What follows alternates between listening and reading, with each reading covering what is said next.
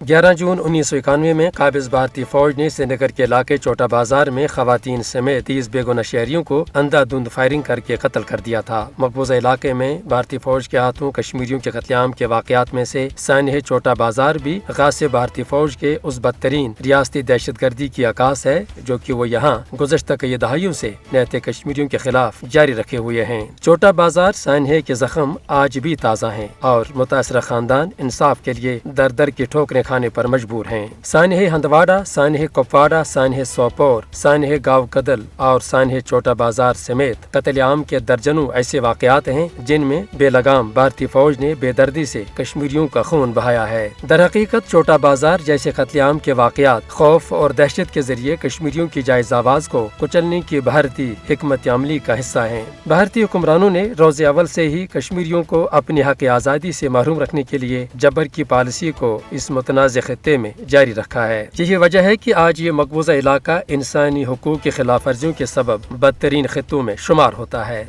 आज 34 साल गुजरने के बावजूद भी कश्मीरी अवाम सानह छोटा बाजार के कत्लेआम को नहीं भूल सके। बिलाशुबा शोहदाए कश्मीर ने एक बुलंदतर मकसद के लिए अपनी जानों के नजराने पेश किए हैं। कश्मीरी अवाम आज भी भारतीय जबर से छुटकारा पाने के लिए पुरअज़्म है।